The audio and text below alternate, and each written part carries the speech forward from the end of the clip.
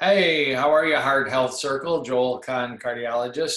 And here in Heart Month, I want to make another video for you with some of my tips, secrets, and advanced things I do in my preventive clinic in Detroit.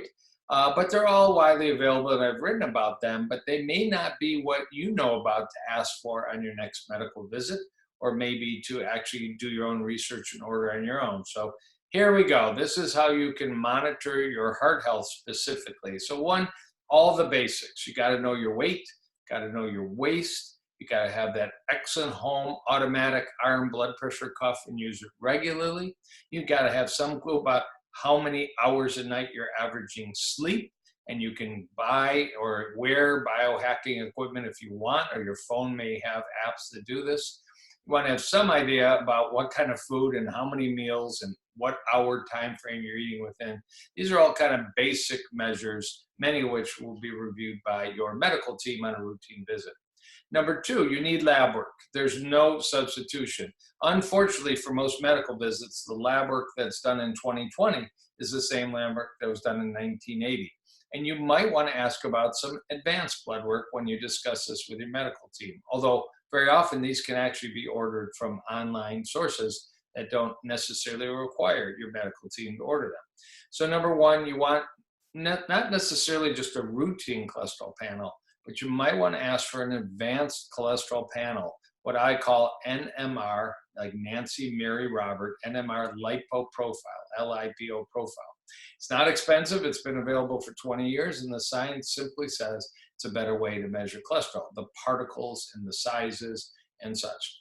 Number two, you want to assess your blood sugar, not just with perhaps a fasting blood sugar, but there is a way to measure what has my blood sugar been doing for the past 3 months. It's called the hemoglobin A1C. Now, all diabetic specialists, internists, and family docs have this available. It's inexpensive, but you might want to see what that is. And if you want to even go a step beyond, you can measure both your fasting blood sugar and your fasting insulin level.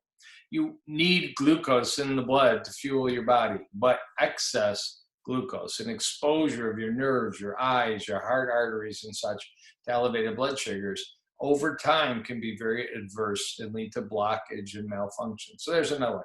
Number three, this is my favorite tip. There is a genetic cholesterol that affects 1 in every 4 persons. It's called lipoprotein A, LIPO protein, and then little a's, lowercase a. It's available inexpensively from all the big labs like LabCorp and Quest and such. It costs under $50 for the lab test, generally, in my experience, and it's widely available. Well, why might you want to check it? 1 in 4 people inherited this at an elevated level from birth. Now, they may not check it till they're 20, 30, 40, or 50. Remember, the Biggest Loser trainer, Bob Harper, who unexpectedly had a massive heart attack at age 52, despite looking, buffed and working out.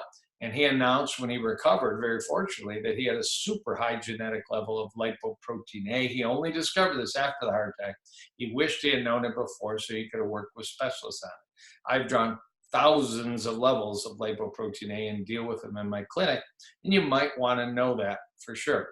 Number four, just to round this out, there's a large body of data you might want to know about inflammation, flame, the chemicals that the body emits when it's unhappy with something. It could be your dental health. Check your root canals, make sure they're in good shape, and your crowns and your implants and your teeth. It's gums. It's very important. If your waistline is too big, it can create chemicals that result in inflammation. If you've got psoriasis, eczema, these aren't just external skin disorders. They can be internal. If you're not exercising, you're eating processed fast foods, and you're stopping on the way to work at the gas station and getting a sausage muffin, these all can cause inflammation. Undiagnosed, untreated sleep apnea, snoring, not breathing, not getting rest can cause inflammation.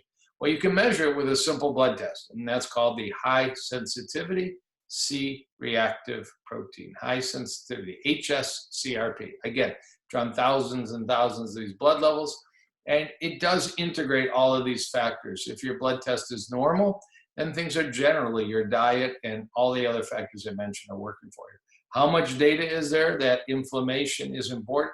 Well, it's felt to be one of the most important connections to developing heart disease, brain disease like Alzheimer's, diabetes, and even cancer. So you want to do a reality check.